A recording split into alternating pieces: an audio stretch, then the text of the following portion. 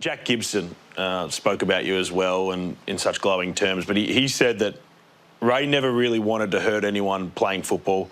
He just felt an obligation to. Is that fair enough? That's one way of looking at it, yeah. You know, like, they all hurt me, or they all went out there with that in their minds to hurt me. I tried not to let them do it too many times, but there were times when referees just let them have a little poke here and a poke there. So you play the game as strong as you can, and if you don't, they'll get you. Ray Price with the Cumberland throw. The Cumberland throw. The Cumberland throw, how you came up with the Cumberland throw tackling technique? I had that from Union. I used to be at the back of the line out, and I would let the person I was marking catch the ball, and I would just go whooshka, throw him over my hip. So then I took that into tackling. Did they let you do it, or they...? It is quite legal, but the referees used to always penalise me. I do it anyway. You hit them across the chest and throw your hip in there, and they come down on the back of your shoulder and cuts into your windpipe. For a minute, you can't breathe. It's a great tackle, I tell you. It doesn't sound like it should be legal. I'll be honest with you. A try to Ray Price. Another thing that stood out to me when you're on the field, the Vaseline. Mate, I always put it on the eyes. You know, wherever you got hair, you're gonna cut. And, you know, like, if someone belts you or headbutt you, you know, I didn't want to bleed that much. So that's why I had the Vaseline. I had it all over my legs. It just annoys the people who tackle you. It's a far cry from the players these days that go out there looking dressed to the nines. They got their sharp haircuts. They're all quite pretty these days, but you didn't seem to care about what you look like on the football field. Mate, it didn't worry me. So long as I came on top of them, I didn't give two hoots. Sounds like you've spent a lot of time kind of mastering the art of war, psychological and physical. I hate losing, so it suited me. All right, first year with Parramatta, 1976, I think it was. Yep. Go on to play in, I think it was the Eels' first grand final in their history. That's right. 30 years they've been in the competition by that point. What was the fanfare like around that? Mate, it was a great following that we had. We had a bloody good side. Like, Parramatta hadn't been renowned for being a good side. Well, mate, if you get a couple of players that think the same way, that team can conquer anyone. And you got very close. Grand final. Yeah. We weren't meant to win. And Manly has won the 1976 Rugby League Premiership. It was a great Manly side you played. Bozo, led by Bozo, the great Bob Fulton.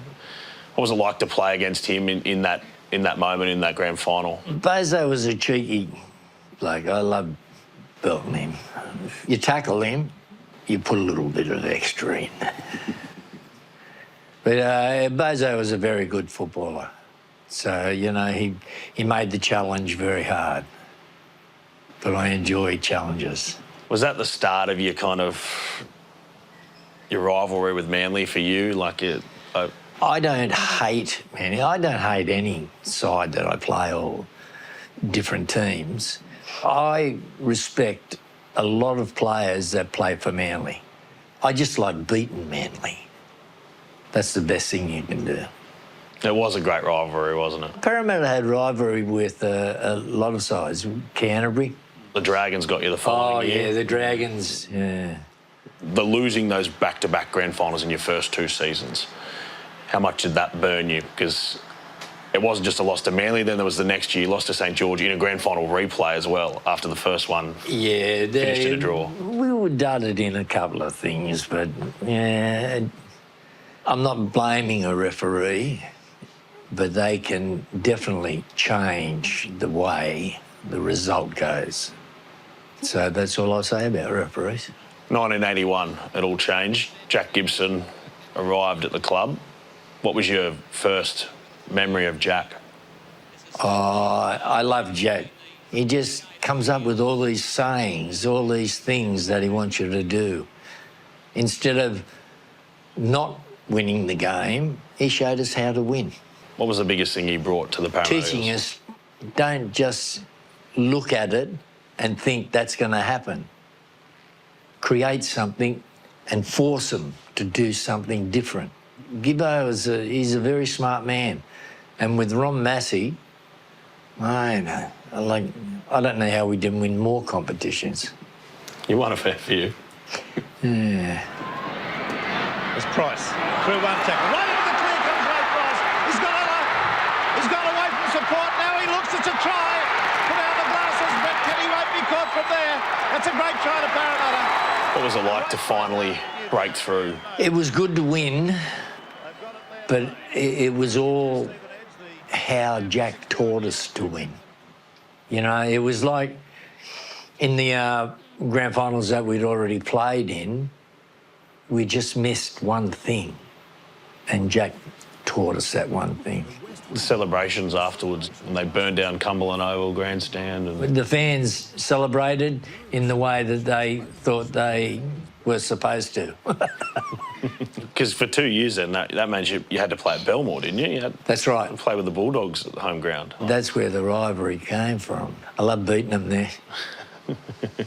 I bet they didn't like having you there. No, no. But, you know, the old saying, shit happens. Winning again and again Yeah. and again, especially twice against Manly in 82 and 83. How satisfying was that? But you got to have rivalry. If you don't push it forward and push them in the face, whatever, mate, it's no good playing. It's just a lacklustre game. You spoke before about people doing their job in the team and how easy that makes everything. You had some guys that could do some pretty good jobs. Mate, we had a very good side. Our forwards were... I tell you what, I played with Australia and I wouldn't have swapped my forward pack for the Australian team. Mate, that's how good they are. And our backs were just superb. When you got people like Sterling, Kenny, Ella, Cronin, Guru, we had a very good side, and I wanted to make sure that we kept winning. There's no way that team was under the salary cap of the modern day. There's But no... I did not play for the money. The money did not worry me one iota. You get people today, they're greedy. There are people who are getting huge amounts of money and they're not worth a pinch of shit. Excuse my French. Two guys that deserved it were Kenny and Sterling. What made them such a special halves combination? The talk that they did. Bert's crazy. He's a dead set. He would do anything. And he's got the pace to stand someone up cold.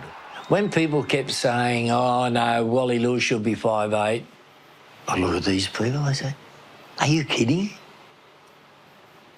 But Kenny stands him up cold every time he plays him. And he did. If you're the best in your position, you deserve the Australian job. Well, Bert got the Australian job. Like, I didn't have to do anything. All I had to do was tackle. It made the game so easy to play with all these people. We should have won a couple of more grand finals. So you're filthy about 84? Yeah, dirty as shit. We didn't deserve to lose that game. In my eyes, we didn't lose it. The jerk in the middle took it off us. You say you wanted to win more premierships. Obviously, 84 didn't go the way you wanted. No. 86. First of all, the decision for 86 to be your final season, why? I'd rather go out a winner than a loser. But to win a grand final in your last game for Parramatta. Is the best. Oh, we were never losing that. To this day, still the only trialist grand final in New South Wales Rugby League NRL history. Yeah. What was it like on the field in that game? Mate, sensational. Every tackle you had to make sure that he couldn't get the ball away. You just had to do your job, but you had to do it at a quicker rate. Love having pressure on you. It was a brutal game, that one, wasn't it?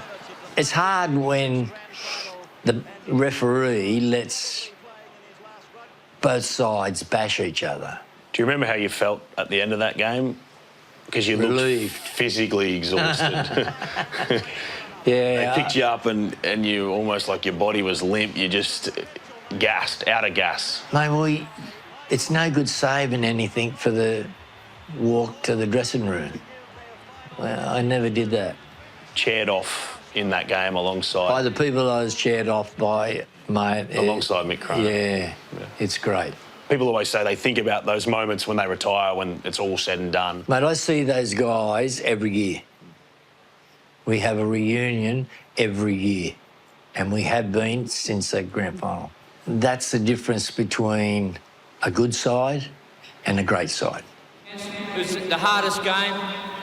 It's the proudest moment of my career, and it'll be the last time I ever play here.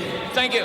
The moment is obviously immortalised, where you lift the trophy above your head in that grand final. It's outside Combank Stadium. Yeah. When you look at that moment and you see that statue, how does it make you feel? I got to duck it. I got to walk around it. If I walk close to the statue, you'd be surprised how many people pull me up. Can you believe how successful that time was at Parramatta? I think it was 11 seasons you were there. You played finals, 10 of them. You went to 7 grand finals and you won 4. We should have won 7. Arseholes.